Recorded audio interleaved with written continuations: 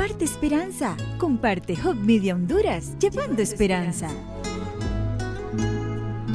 Muy buenas tardes, queridos hermanos. Dios les bendiga. Qué bueno estar aquí con ustedes en este su programa Escrito está, transmitido todos los domingos a las 6 de la tarde por su canal amigo Hope Media Honduras. Qué bueno que usted nos acompaña, que siempre nos sintoniza, porque tenemos siempre la bendición de escuchar la palabra de Dios, de recibir la palabra de Dios en nuestros hogares y a través de los labios del pastor Robert Costa, un hombre de Dios que siempre presenta la palabra para bendición de todos nosotros. ¿Y qué les parece si en este momento podemos tener una oración? Oremos. Querido Dios, te damos gracias porque este domingo tenemos la oportunidad de estudiar tu palabra, de recibir tu palabra, de ser inspirados por tu palabra. Rogamos, Señor, que cada hermano que todos los domingos nos acompaña y cada persona que está con nosotros pueda, Señor, recibir tu bendición a través de la palabra. Rogamos que este programa sea de bendición. En el nombre de Cristo Jesús. Amén y amén. Comparte esperanza. Comparte Hope Media Honduras, llevando esperanza. Ahora tenemos un hermoso canto, un canto que honrará el nombre de Dios. Y este canto se titula El nombre de Dios, por nuestros hermanos Mafe y Jack. Escuchemos este hermoso canto.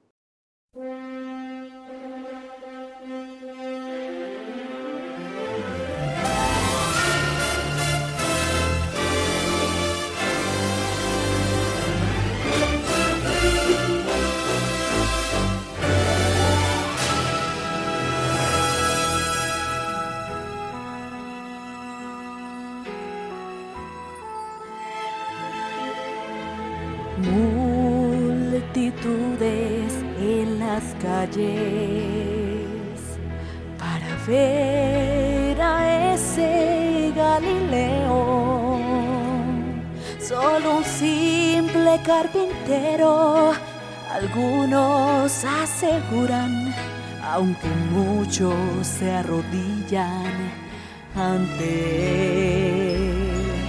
En sus ojos brilla ese poder, puede ver del hombre el corazón, sabe lo que piensa Dios y hasta habla como Él, porque viene en el nombre de Dios.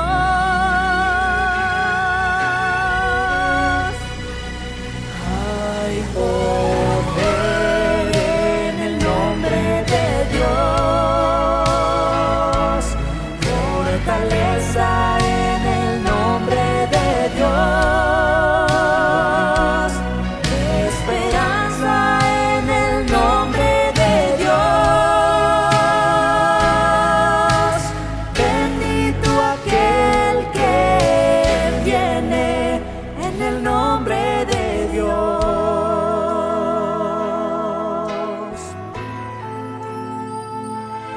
Cuando veo mis planes fracasar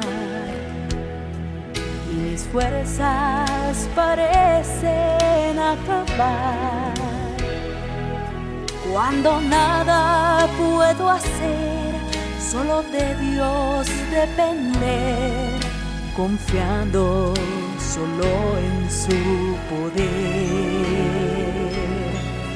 Mas cuando clamo en su nombre, me da fuerzas en mi debilidad. Puedo sus planes saber, veo su mano extender. Cuando clamo en el nombre de Dios.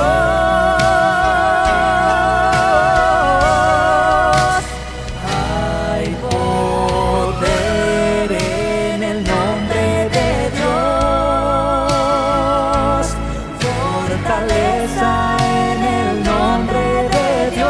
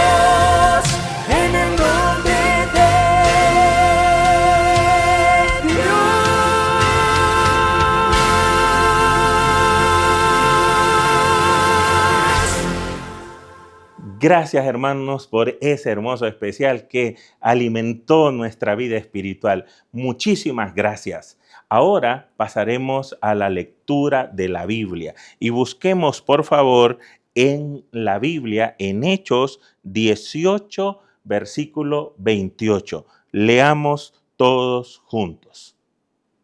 Porque con gran vehemencia refutaban públicamente a los judíos, demostrando por las Escrituras que Jesús era el Cristo. Ahora pasaremos al tema principal por nuestro pastor Robert Costa, que en este domingo se titula Demasiado tarde para llorar. Escuchemos este hermoso tema. Probablemente en ningún siglo de la historia ha sido tan popular Jesús como lo es hoy en día. Hoy todos pretenden seguirle. Pero ¿será que es posible ver a Jesús, observarlo, aplaudirlo, identificarnos con Él y hasta seguirlo solo para abandonarlo en una crisis porque pensamos que Él no está obrando como nosotros queremos? Es posible que esto suceda y que cuando descubramos nuestro error sea demasiado tarde para llorar. Le sucedió a un hombre. Podría sucederte a ti también. En un momento más regresaré.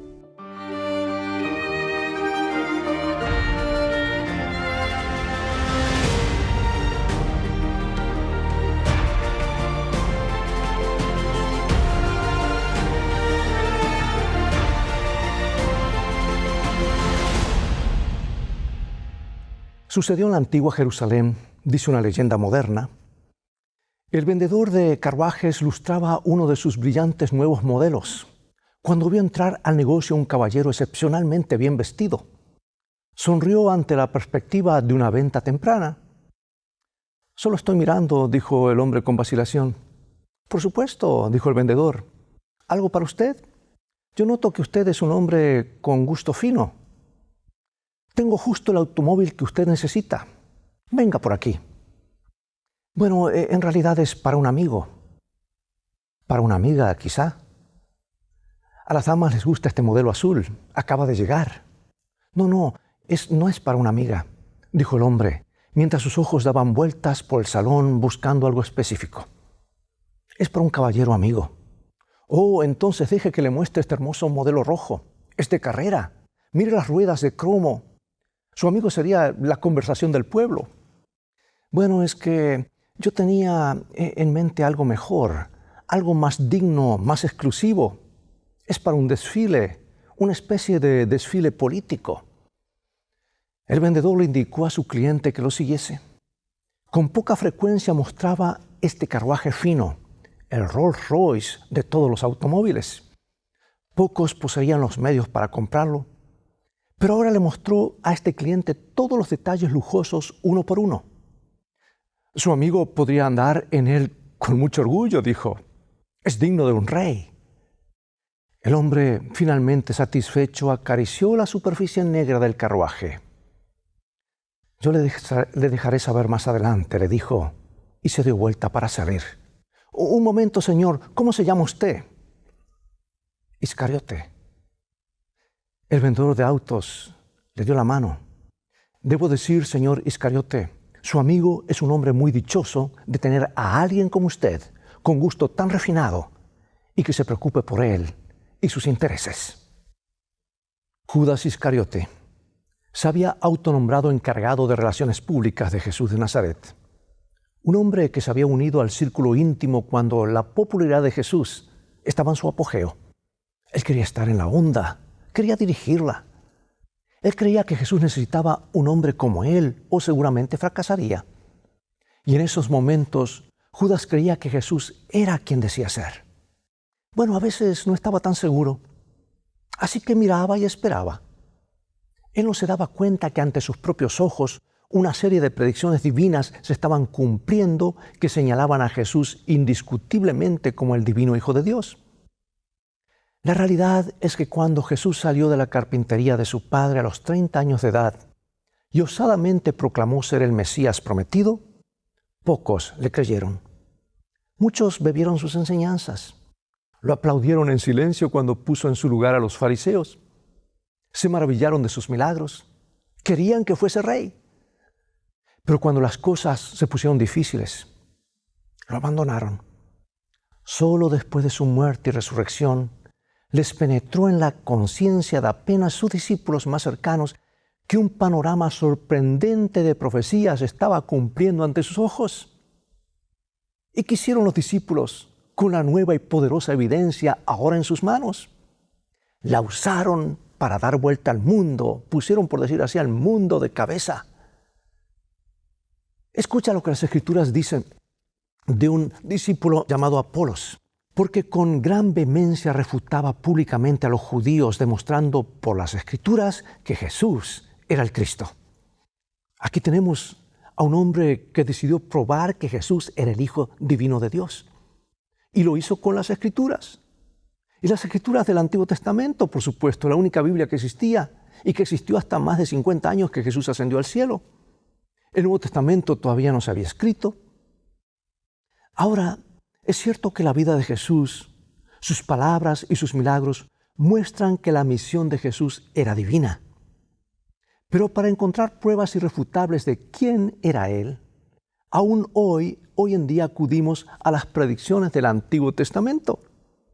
¿Sabes qué es fascinante comparar las predicciones del Antiguo Testamento con su cumplimiento en el Nuevo Testamento? ¿Quién ha escuchado alguna vez que la vida de un hombre sea registrada siglos antes de nacer? Y sin embargo, esto es exactamente lo que ocurrió. Supongamos que empezamos con Miqueas capítulo 5, versículo 2, que nos dice: «Pero tú, Belén Efrata, pequeña para estar entre las familias de Judá, de ti me saldrá el que será Señor de Israel, y sus salidas son desde el principio, desde los días de la eternidad». Es riesgoso, ¿verdad?, pronosticar el lugar exacto donde nacería. ¿Qué si no resultaba así? José y María no vivían en Belén, vivían en Nazaret, a 92 millas al norte de Belén. ¿Cuánto? ¿120 kilómetros? Y un viaje peligroso de montaña a lomo de burro en esos días no era fácil. Pero justo en el momento predicho, el emperador romano Augusto César decretó que cada familia debía ser empadronada en su pueblo natal, la ciudad de sus antepasados. Y este decreto trajo a José y María a Belén, la antigua ciudad de David, justo a tiempo para cumplir la predicción del profeta Miqueas. Bueno, el profeta Isaías también tenía algo que decir acerca del nacimiento de Jesús. Escucha lo que dice el profeta Isaías en el capítulo 7, versículo 14.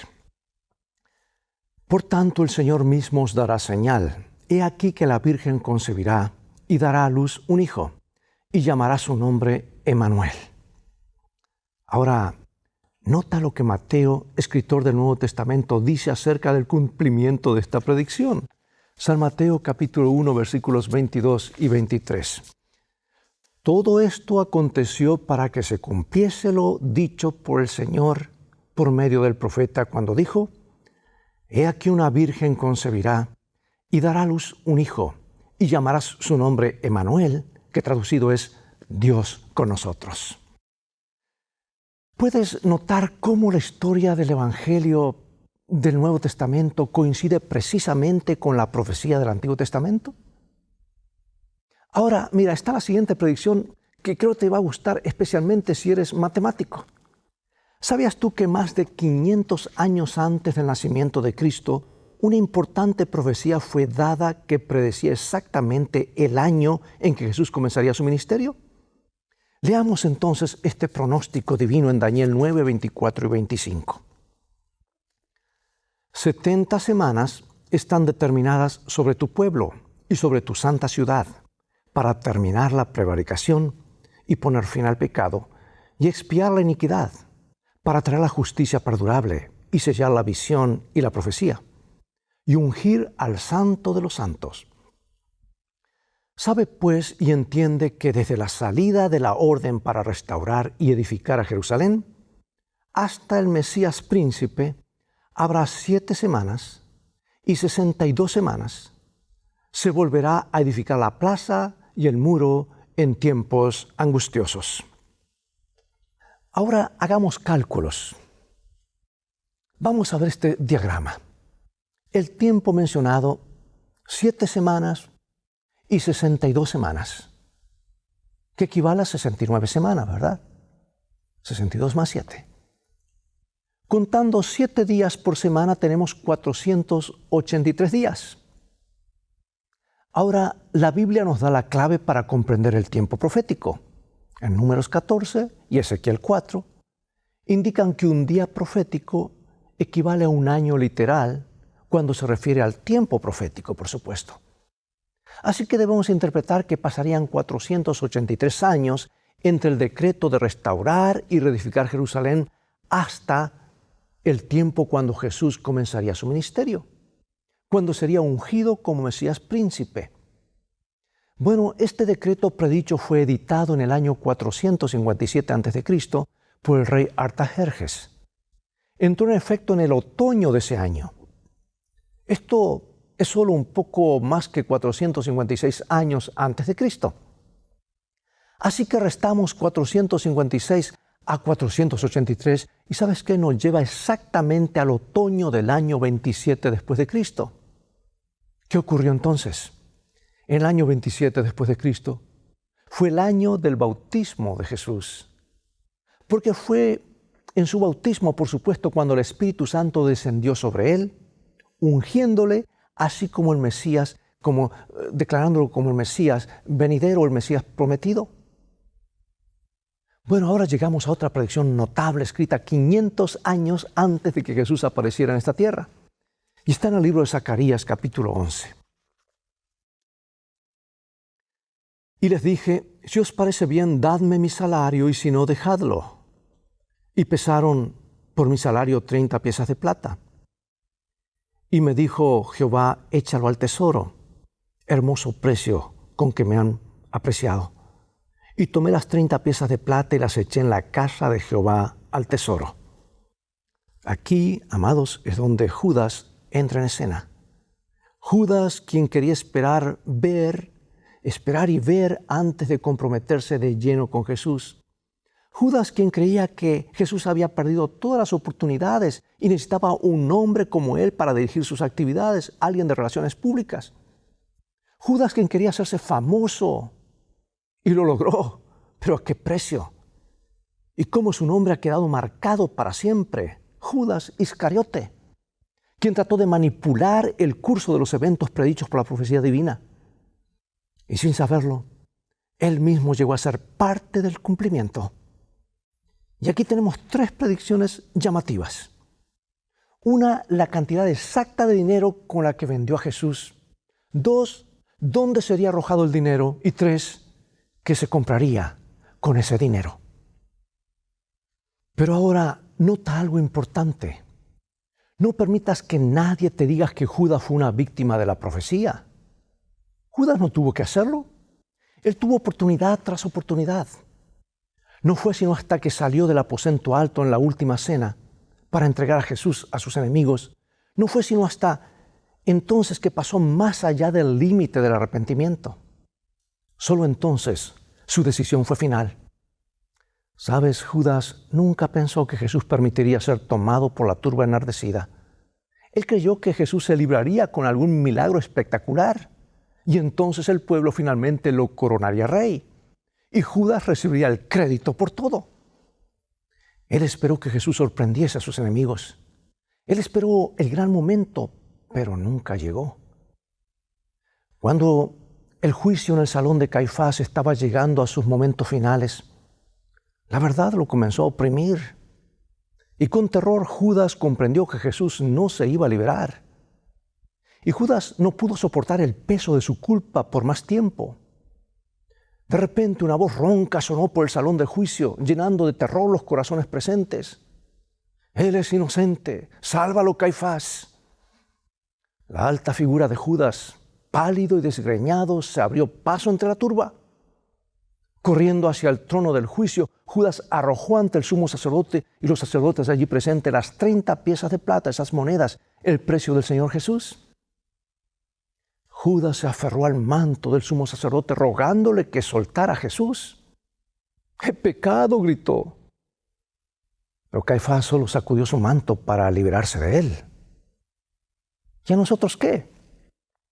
Era evidente para todos los presentes que los sumos sacerdotes habían sobornado al discípulo débil para que vendiese a Jesús. Me lo imagino tornándose a Jesús, arrojándose a sus pies, rogándole que se libre a sí mismo de la turba. Pero ni Caifás ni Jesús mismo podían revertir su acto de traición. Él no podía soportar ver a Jesús crucificado. Salió corriendo del tribunal exclamando: «Es demasiado tarde, es demasiado tarde». La historia de Judas terminó bajo un árbol al costado del camino que conducía desde la corte de Pilato al Calvario. Ya los profetas lo habían predicho antes, aún lo que haría con las 30 piezas de plata. Los sacerdotes, perplejos porque no podían poner el precio de la sangre nuevamente dentro del cofre de la tesorería, compraron un campo para enterrar a extranjeros y lo llamaron el campo del alfarero, exactamente como el profeta lo había predicho. Extrañamente maravilloso, ¿verdad? Ver aún los más pequeños detalles de la profecía del Antiguo Testamento desenvolverse en el Nuevo Testamento. Es más, 1000 años antes de la crucifixión, David había predicho que clavos atravesarían la carne de nuestro Señor. Y aquí está en Salmo 22, 16. Me ha cercado cuadrilla de malignos, horadaron mis manos y mis pies. Esta declaración es tan asombrosa cuando recordamos que la crucifixión no era el método de la pena capital en el tiempo de David. Prácticamente no se conocía. Cuando estas palabras fueron escritas, la cruz era imposible de comprender. Y aun cuando la crucifixión llegó a ser de uso común, una soga, no clavos, era usada con frecuencia para amarrar a las víctimas a la madera áspera de la cruz. Recuerda también que la ropa de Jesús fue dada a los soldados para ser dividida entre ellos, para ser sorteada entre ellos. Pero cuando llegaron al manto, decidieron sortearla para no dañar la tela del manto, porque era sin costura y no querían romperlo. Otra vez fue exactamente como el profeta había predicho. Salmo 22, 18. Repartieron entre sí mis vestidos y sobre mi ropa echaron suertes. Amigo y amiga, si esos soldados hubiesen dividido ese pedazo de tela equitativamente entre ellos, o si Jesús hubiese sido amarrado a la cruz en vez de ser clavado, o si Él hubiese sido vendido por 40 piezas de plata en vez de 30, o si los sacerdotes hubiesen hecho otro uso del dinero, que era el precio de la sangre, entonces alguien podría tener razón para dudar de la verdadera identidad de Jesús de Nazaret y preguntarse si Él realmente era quien decía ser. Pero la exactitud increíble de las palabras de los profetas del Antiguo Testamento no dejan lugar a duda, para nada. ¿Te das cuenta de lo que hemos estado haciendo? Hemos estado formando una imagen de una profecía bíblica cumplida. Es así como un rompecabezas, pieza por pieza, y todas coinciden. Pero hemos estado haciendo algo más. Hemos estado edificando un cuadro completo de nuestro Señor Jesús en el Antiguo y en el Nuevo Testamento. Pero ahora sígueme con cuidado. Jesús cumplió la profecía. Sin las palabras acertadas de los profetas como testigos, Jesús no podría tener fundamento para sus aseveraciones. Si solamente una de las profecías hubiese fallado, entonces Él no podría ser el Hijo de Dios. Jesús, amigo, cumplió la profecía, pero hizo algo mucho más importante que eso. Él hizo algo con el pecado. Él hizo algo por el mundo en necesidad, por la culpa del mundo. Si Él hubiese cumplido 1000 predicciones correctamente y no hubiese hecho nada por el pecado, mejor no hubiese venido nunca. No habría habido nada en su vida o en su muerte que nos trajese esperanza. Tal vez asombro y admiración, pero no esperanza. Amigo, Jesús no vino para hacer un show. Él no murió en la cruz como lo hizo para mostrar cuántas profecías podía cumplir. Él murió para darnos a ti y a mí la oportunidad de vivir. Y en esa cruz, fuera de Jerusalén, No estamos mirando la carroza ganadora en un desfile de predicciones.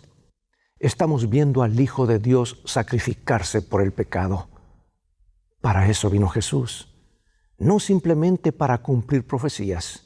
Él vino para ofrecer vida a cualquiera que la acepte. Y cuando el ladrón colgado a su lado en la cruz se volvió a él en las últimas horas de su vida, nada pudo detenerlo de cumplir su promesa de ser el Salvador que vino a ser. Los hombres pudieron clavar al Hijo de Dios en la cruz, pero no pudieron impedir que salvara al hombre a su lado. El ladrón al otro lado de la cruz central, donde estaba Jesús, podía también haber tenido la vida si lo hubiese pedido.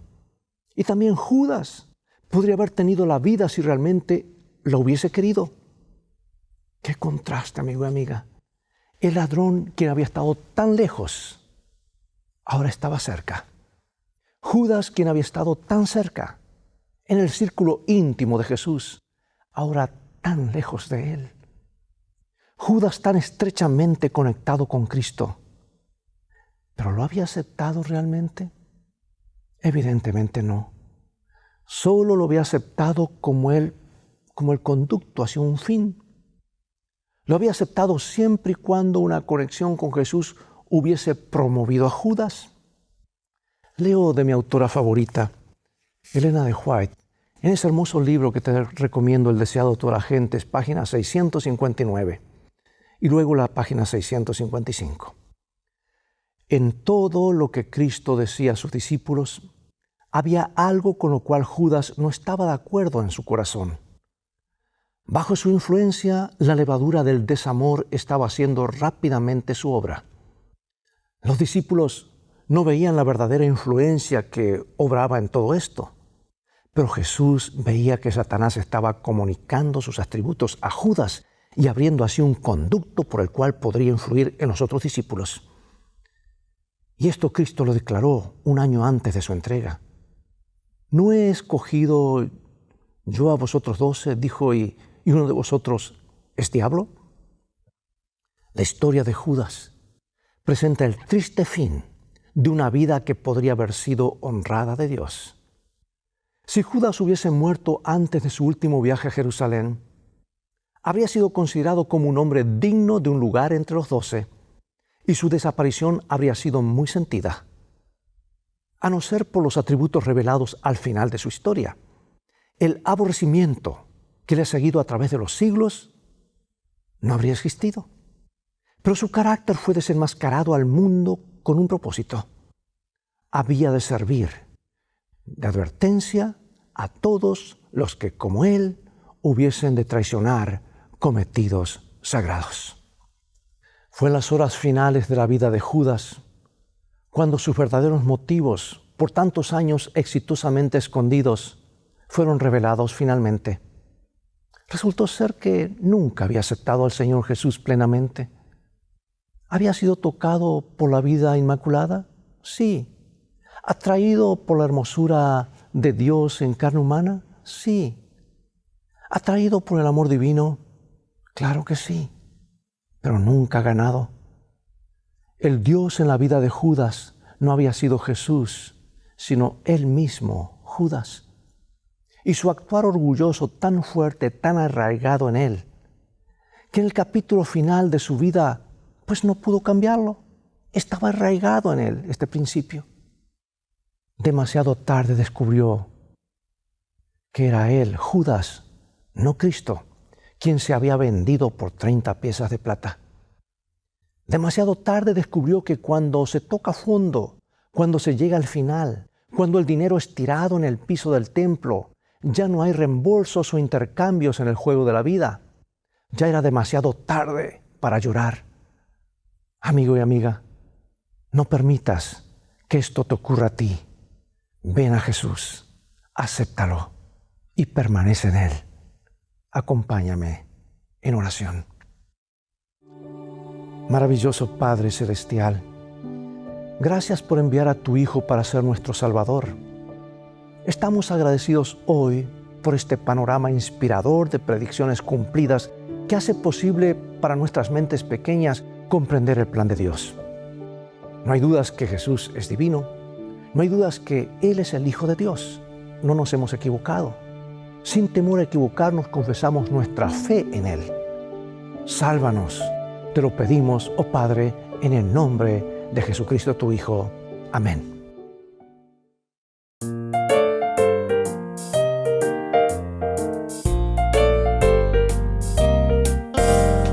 He de vivir por siempre, he de vivir por siempre, porque Cristo murió por mí, yo he de vivir por siempre, he de vivir por siempre, he de vivir por siempre, porque Cristo murió por mí, yo he de vivir por siempre.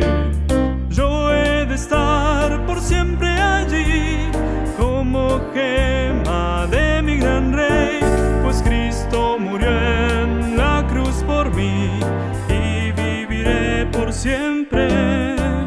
La cruz decía, aquí está el Rey, y así se mofaban del Señor, con su dolor y la burla cruel, me dio perdón por siempre.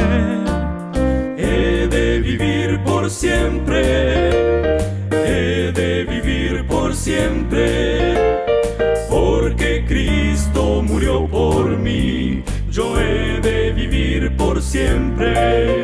Mi nombre puede estar aquí en la historia terrenal, mas Cristo escribió mi nombre allá y viviré por siempre.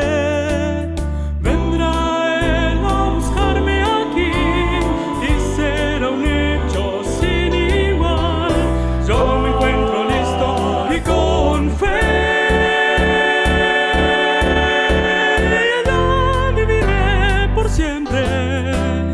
He de vivir por siempre, he de vivir por siempre, porque Cristo murió por mí, yo he de vivir por siempre, he de vivir por siempre, he de vivir por siempre, porque Cristo murió por mí, yo he de vivir por siempre, porque Cristo murió por mí. Con Él yo viviré por siempre. Por siempre, por siempre.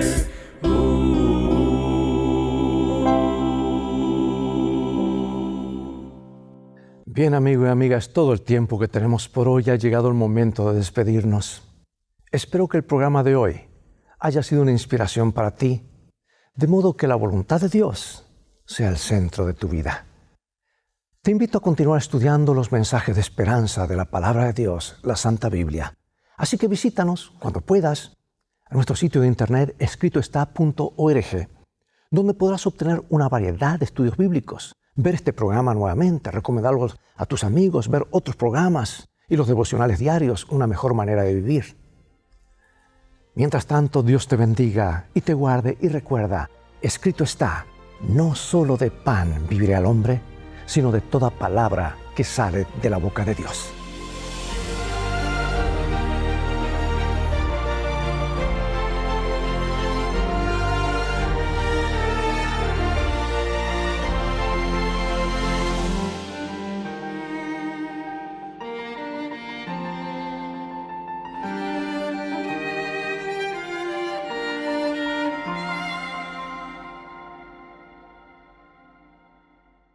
Muchas gracias, Pastor Costa, por este valioso tema en el que vimos que muchas personas siguen a Jesús mientras todo va bien, pero pueden abandonarlo cuando las cosas no salen como esperan, tal como ocurrió con Judas Iscariote. Por eso hoy es el día para decidir por Jesús. Deja que Él sea tu guía y no permitas que llegue el momento en que sea demasiado tarde y te lamentes por no haber aceptado a Cristo Jesús como tu Salvador personal.